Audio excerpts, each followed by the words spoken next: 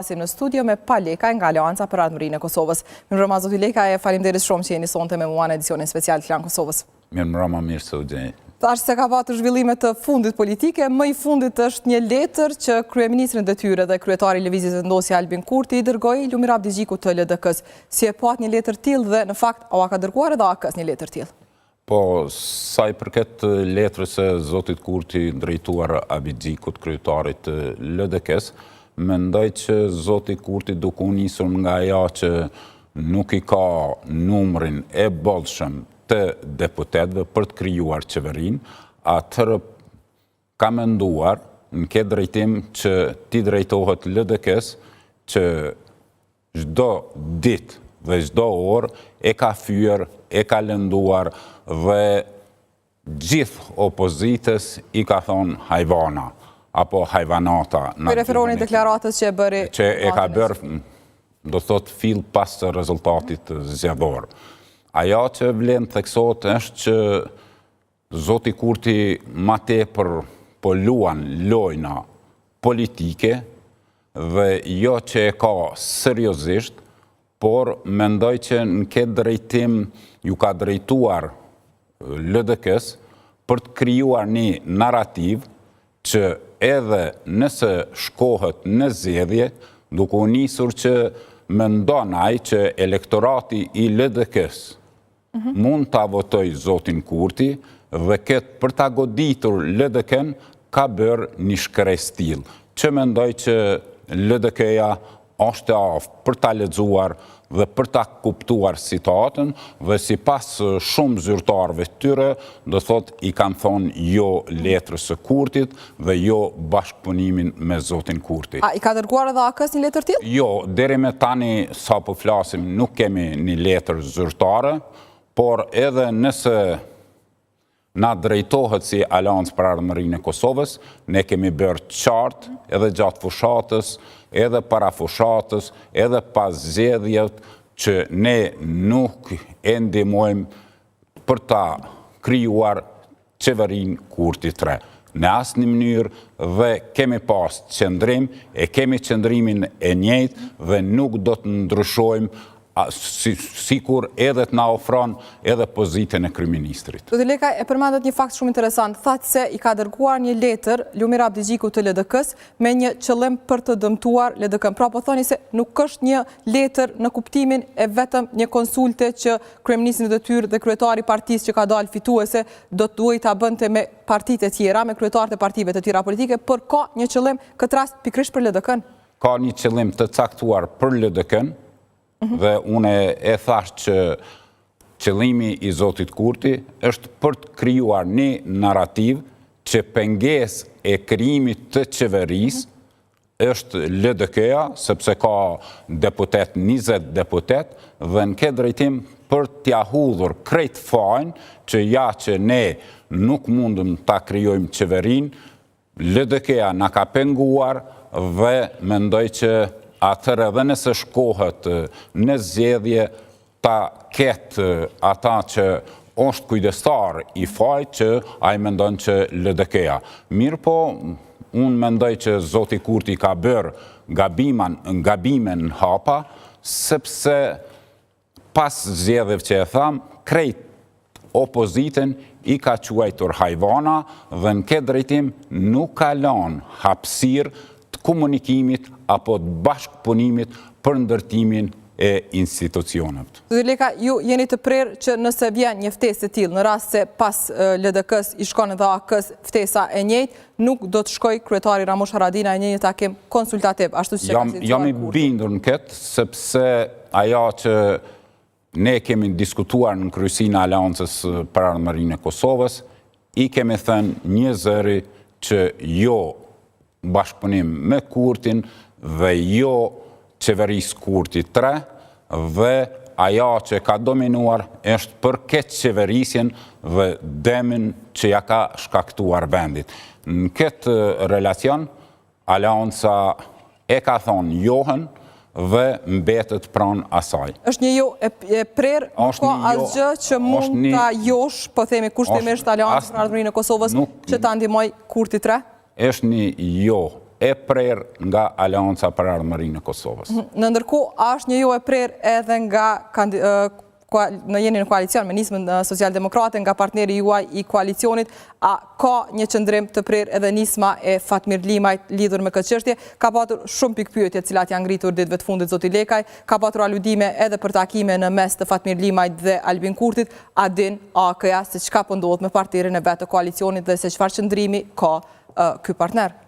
Unë jam i thirrur të besoj në atë që e kemi ndërtuar bashkarisht në koalicionin parazgjedhor me zotin Limaj, me nismen, dhe në këtë mendoj që një zëri e kemi thënë po një koalicioni për të krijuar një program për qytetarët e Kosovës dhe një zëri i kemi thënë jo bashkëpunimit me ish kryeministrin apo tani kryeministrin detyrë zotin Kurti. Se zoti Lekaj, kështu nuk u latë nënkuptohet nga një deklaratë që bëri Fatmir Limaj, e cila më pas bëri edhe shumë zhurmë dhe bujë mediatike sigurisht për shkak të peshës, që latë nënkuptohej se mund të bënte një hap tutje dhe ta ndihmonte Albin Kurtin ta krijojë qeverinë e re. Pra, apo flisni vetëm në besimin që ju keni në koalicionin cilin keni ndërtuar, apo keni komunikim të vazhdueshëm edhe me partnerin tuaj të koalicionit dhe e dini qëndrimin e tyre dhe qëndrimin tuaj përbashkët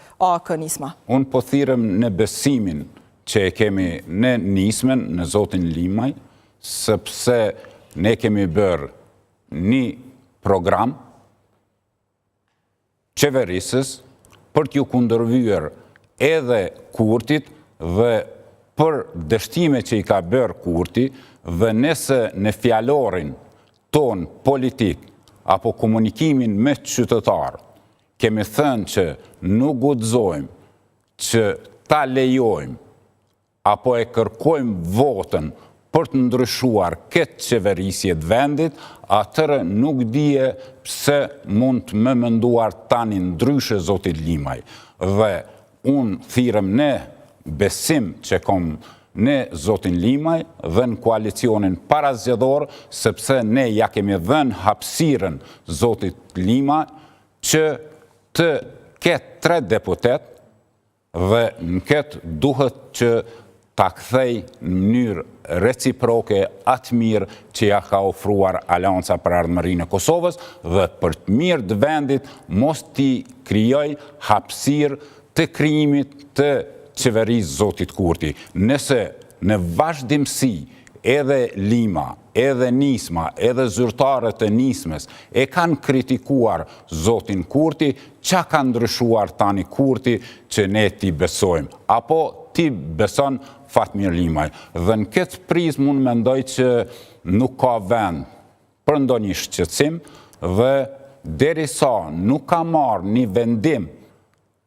Nisma apo zoti Limaj të prerë, ka informacione, e thatë edhe vetë në debat kur e ka thonë është folur, por derisa nuk ka prodhuar një rezultat të një koalicioni, atëherë mbetin për mu spekulime dhe nuk duhet që të na shqetësojnë. Zoti Lekaj, ju e thatë se në një farë mënyrë i keni bërë mirë nismën socialdemokrate duke dhënë hapësirën në mënyrë që të dalë edhe t'i marrë 3 deputet të cilët tashmë mund ta bëjnë diferencën në krijimin ose jo të qeverisë Kurti 3, por në rast se Fatmir Limaj do të ndryshonte të ta thënte këtë besimin që ju po thoni se e keni të plot në nismën dhe në Fatmir Limaj, a do ndjej AK-ja e tradhtuar nga Fatmir Limaj? Po, unë mendoj që atëherë mendoj që Aleanca për Ardhmërinë e Kosovës duhet t'i ndajë rrugët me nismën dhe nuk do të ketë bashkëpunim të matutjeshëm, edhe nëse shkohet në zgjedhje, atëherë ne shkojmë si parti e veçantë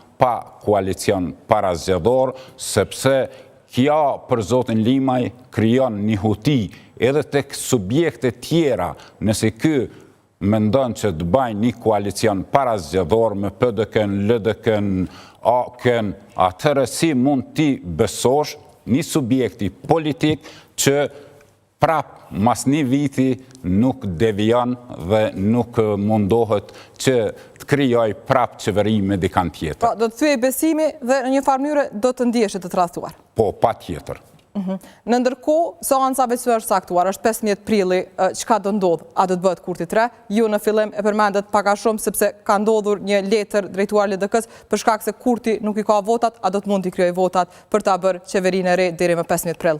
Unë mendoj që kurti nuk i ka votat për të krijuar qeverinë kurti 3.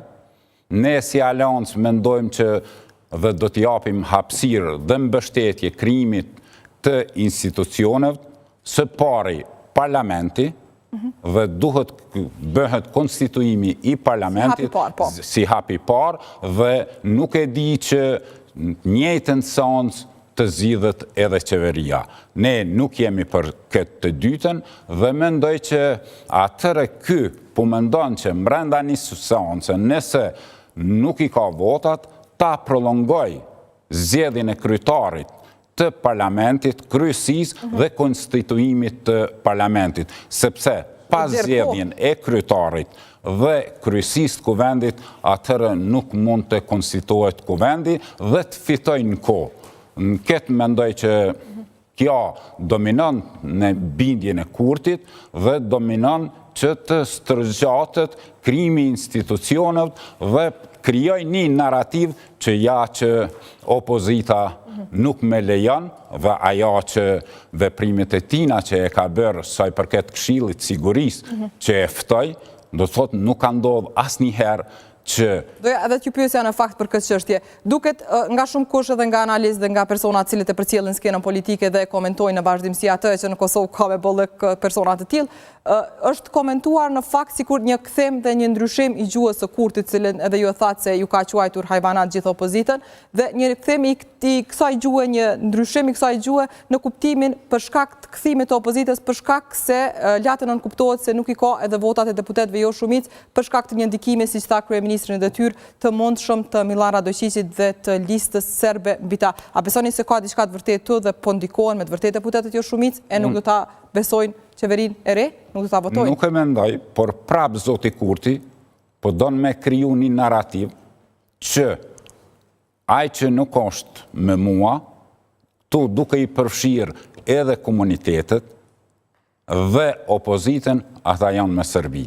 Po thoni se deputetët jo shumicë mund të mos mbështesin Kurtin, por jo për shkak të ndikimit të Milan Radojqićit dhe Serbisë. Larga saj, tamam, ne për shembull saj përket komunitetet, ata çdo herë kanë përkra qeverinë. Çdo herë janë marrë si të mirëshenjë që janë vota të sigurta. Lere listën serbe. Por saj përket kandidatëve që vinë nga komunitetet jo shumicë, mendoj që çdo herë janë qenë korrekt me krijimin e institucioneve. Dhe tani të mendohet ti shantazhojsh me gjëra tilla, është e pakuptimt, është atak në demokracinë dhe në vendosjen e deputetit për të votuar një qeveri. Dhe kjo nuk ka ndodhur dhe unë mendoj që kjo është një shantazh i llojit vet për antarët që vinë, deputetët që vinë nga komunitetet. Pra po thoni se me thirrjen e mbledhjes së Këshillit të Sigurisë dhe me deklaratën që u lëshua nga qeveria e Kosovës se deputetët jo shumicë, është ngritur në fakt si shqetësim nga qeveria se deputetët jo shumicë po ndikohen për të mos e votuar dhe po e bllokojnë krijimin e institucioneve të reja. Po thoni se është thjesht një shantazh i kryeministrit dhe nuk ka asgjë të vërtetë. Nuk ka në këtë drejtim, sepse janë deklaruar edhe deputetët nga komunitetet që nuk janë shantazhuar dhe të mendohet tani një kriminal që është Radojqić, që është i përndjekur nga prokuria për terrorizëm, atëherë unë mendoj që kjo është bukur për sigurinë e Kosovës, është diçka që duhet veprojnë gjitha institucionet.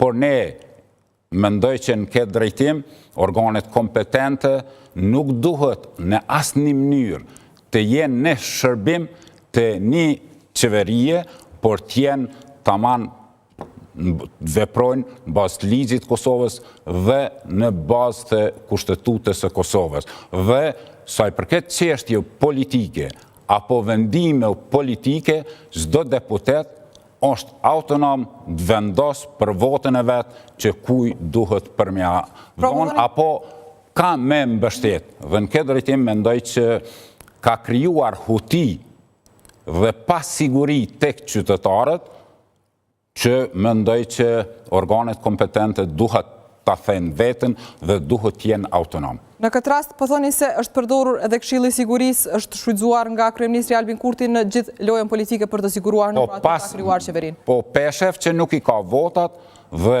për t'i shantazhuar deputetët, atëherë ka ndodhë diçka e tillë që është pa kuptim për mua, ndoshta nuk jam informuar mirë, por e tha me plot kuptimin e fjalës që pas asaj që u mbledh Këshilli i Sigurisë, atëherë pasoi letra LDK-s. Pra, sheni një ndërlidhje. E ndërlidhe edhe këtë, sepse e ka pa qartë që deputetët nga komunitetet nuk e përbëjnë, apo disa prej tyre nuk do ta votojnë zotin Kurti, dhe tani hajde se përja hudhi dhe përja kërkoj një kërkes, përja dërgoj një kërkes, një ftesë LDK-s dhe që ta krijoj atë bindjen që ja që LDK-ja nuk është dhe po e pengon krijimin e institucionit. Po thoni, zoti Lekaj, se nëse do t'i kishte votat edhe të deputetëve jo shumicë, Kryeministri Albin Kurti nuk do t'ja dërgonte një letër të tillë. Jo, në asnjë mënyrë. As ndonjë partie tjetër. Në asnjë mënyrë, sepse vetë fjalori i tina, zhargoni i tina politik, fys për LDK-n, PDK-n dhe AK-n, atëherë nuk dije që çka ka ndryshuar këto 24 orë. Në këto matematika të cilat ju po i hedhni poshtë, hodhët poshtë dhe thatë se keni shumë besim në nismën Socialdemokrate dhe në Fatmir Limaj se nuk do ta ndihmojnë Albin Kurtin ta bëjë qeverinë e re. Po i hedhni poshtë edhe mundësinë që deputetët jo shumicë ta votojnë qeverinë Kurti 3. Çka i mbetet Albin Kurtit, a mund në ndonjë matematik tjetër politike që ta krijojë qeverinë e re? Nuk mendoj që mundet me matematika tjera që të krijojë qeverinë, as me PDK jo, sepse kanë deklaruar qartë që... Zoti Lekaj, këto deklaratat e partive politike edhe jemi dëshmitarë edhe në të kaluarën se këto vijat e kuqe janë bërë shpesh të gjelbërta, të gjelbërat janë bërë shpesh të kuqe, kemi edhe rastet të tilla. Keni të drejtë kur e thoni këtë, por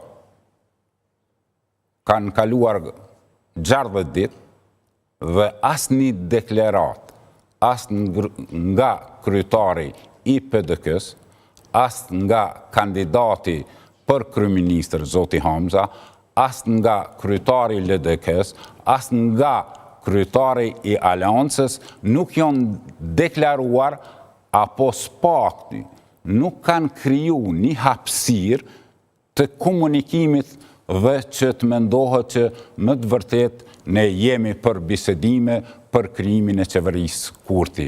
Prandaj në këtë jam i thirrur të besoj në deklaratat e tyre dhe mendoj që tani edhe subjektet politike e kanë vërejtë qartë që ndryshimi i mendimeve apo ajo që një premtim që ju ka dhënë qytetarëve e ndryshon, po e shef që si dobësi të një lideri dhe në këtë nuk mendoj që do të gabojnë asnjë kryetar i subjekteve opozitare. Po, nëse nuk gabojnë, po ju referojmë deklaratës suaj dhe i ndihmojnë Albin Kurti ta krijojë qeverinë, rrjedhimisht i jepet mundësia të dytit, a mund të ketë një qeveri të opozitës, zoti Lekaj? Çka janë diskutimet, si me thënë, a keni diskutime me LDK-n, me PDK-n, a jeni takuar ose a ka bisedime që ose të paktën deklarata që mund të lihet të nënkuptohet se mund të ketë takime të tilla dhe mund të kemi një qeveri të opozitës nëse Albin Kurti nuk arrin ta formojë qeverinë e re?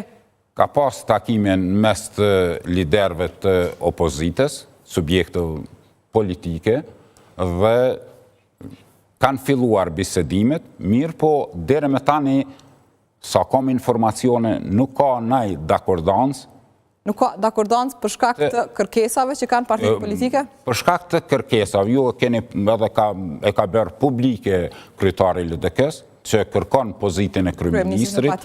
PDK-ja është ajo që është e dyta që mas subjektit të vetëvendosjes që ka 25 deputet dhe ka më shumë se LDK-ja, Aleanca në këtë rast nuk ka qitë kushte dhe nuk do qetë kushte, Pra, edhe këtu jeni të prerë, se nuk do të vendosni kushte në rast se PDK, LDK, AK, Nisma arrin të bien në një dakordant që mund të krijojë një qeveri të përbashkët, një qeveri të opozitës, pra ju nuk do të keni kushte, nuk do të kërkoni asgjë. Aleanca e ka bën qartë. Në kuptime nuk do të kërkoni asgjë që ta kurrëzoj këtë koalicion, sepse secila parti ka kërkesat e veta. Kërkesat dhe vetë politika është interes dhe çdo subjekt politik hyn për të fituar dhe për të krijuar qeverinë.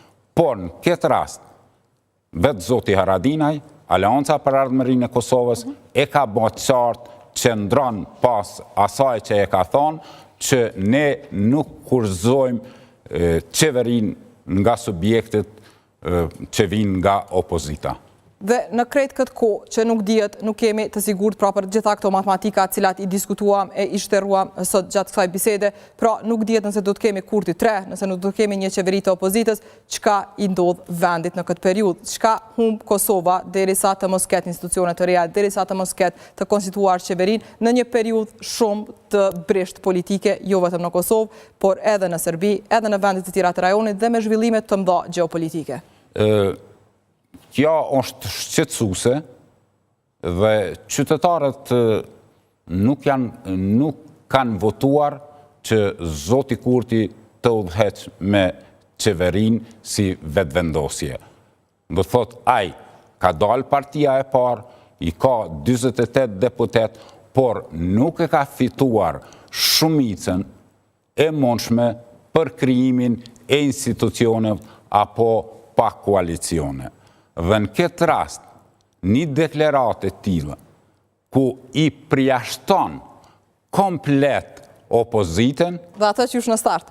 Që është në start, atëherë kjo krejt ky faj duhet të mbetet zotit Kurti, sepse nuk ka ditur të veproj dhe të bashkëpunoj, dhe në këtë drejtim, dita ditës, po ma forcon bindjen se vetëvendosja ka ardhë në këtë pozitë që e ka, duke i përqarë subjektet politika mbrenda, duke i fyrë dhe ju e dini edhe sa i përket përzirjes së vetëvendosjes edhe në Shqipëri, edhe në Macedoni. Dhe kjo të lënë me kuptuar që tërë filozofia e zotit Kurti në politik është përqaj dhe sunda. Dhe në këtë drejtim mendoj që epiteti i tillë duhet i takoj vetëm Kurtit. Epiteti i përqarësit dhe sunduesit duhet i takoj Albin Kurtit, sipas jush. Zoti Leka, ju falenderoj shumë që ishit sonte bashkë me mua në edicionin special dhe që diskutuam gjëra gjatë për këto zhvillime politike, të cilat pritet të bëhen edhe më nxehta ditëve në vjem. Do të shohim deri më 15 prill nëse do të kemi qeverinë Kurtit 3, apo do të kemi një qeveri të opozitës, apo do të shihemi më pas në studio për zgjedhje të reja. Patjetër, faleminderit për ftesë. Në ndërkohë që do ndrojmë krejtësisht temë, do t'i lëm pak ara zhvillimet